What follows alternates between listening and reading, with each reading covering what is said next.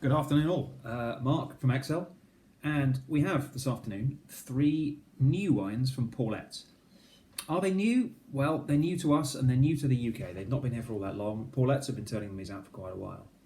Some of you will know Pauletts through us, I hope. Pauletts, based in the Clare Valley in South Australia, not far from Adelaide, and turn out some amazing Rieslings, which is how we first came to find out about them. And more recently, we've been selling also their Cabernet Merlot Bordeaux blend, proved enormously popular.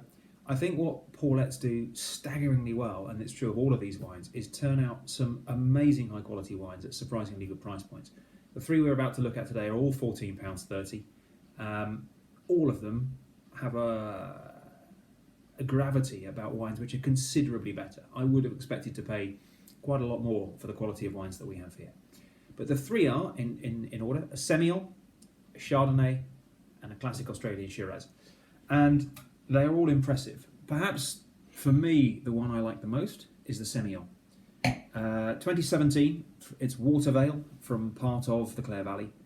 And it's a lovely wine. It's got that sort of grapefruity, light, very citric note that Semillon has, but this is not Hunter Valley Semillon. There's a lot more density to this. It's quite a textural wine, a lot of thickness to it, really concentrated flavours, really powerful. Doesn't have quite the searing acidity of a Hunter Valley Semillon. That is a much bigger, richer wine, a little like some of the Semillons that one finds in Bordeaux. On the nose, on the palate, it's got quite a lot of Riesling characteristics to it, actually, as crazy as that sounds. Lemon curd, lime, mandarin, all those sort of citric flavours. And sort of also there's a depth of creaminess to it, sort of apple pie, something as exciting as that.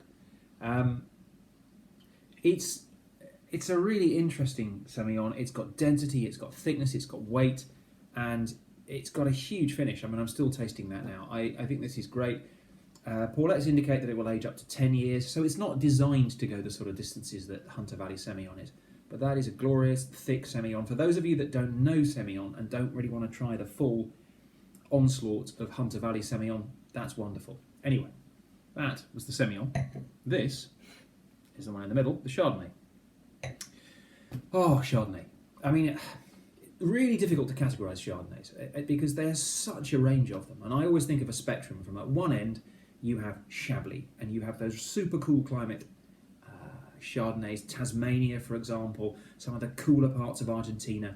You have that acidity, that searing bite of them, and it's all about that purity of fruit, the citricness of them.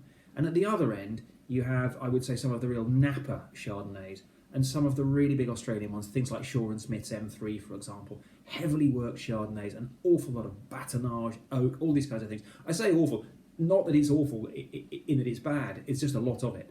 And there's a spectrum of those.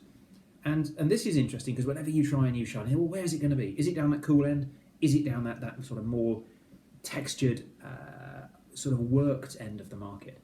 This one, on the nose, it could be anywhere because there's citric notes there. There's lemon and there's mandarin again, but you've also got quite a lot of ripe stone fruit, peach, apricot, that kind of thing.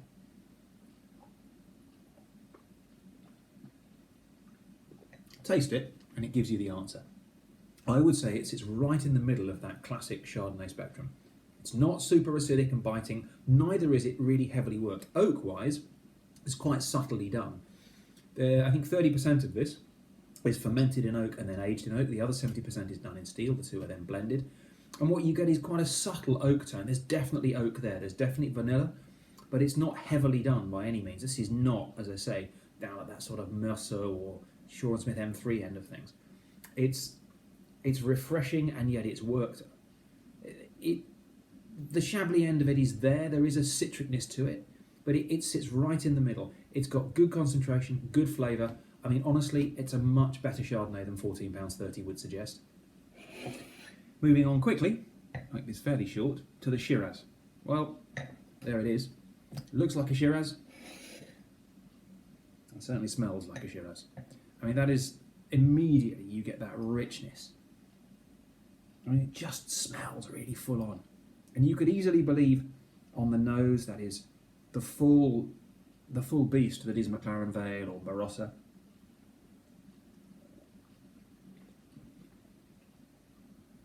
Actually, on the palate, it's just a little more restrained. And that is a big wine. Let's not mess about. That's on a full power scale, 9.5, heading towards 10. There's an immense amount of body, depthness to that. There's spice there.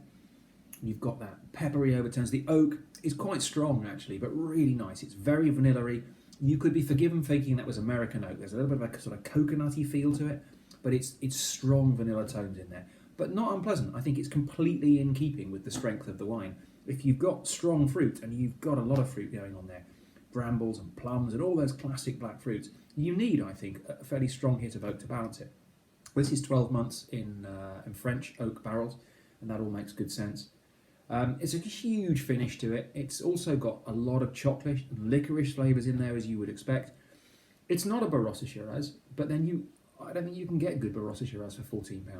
Honestly, if I was going to spend £14 on a Shiraz, I'd spend it on this. Pauletts do this so well. They make amazing, classically Australian wines for an incredible price point. The Riesling, the Cab Merlot, I thought they wouldn't be bettered. These three are right in there. They haven't taken the awards yet. They've not done the awards circuit. These are fab. Definitely give them a go.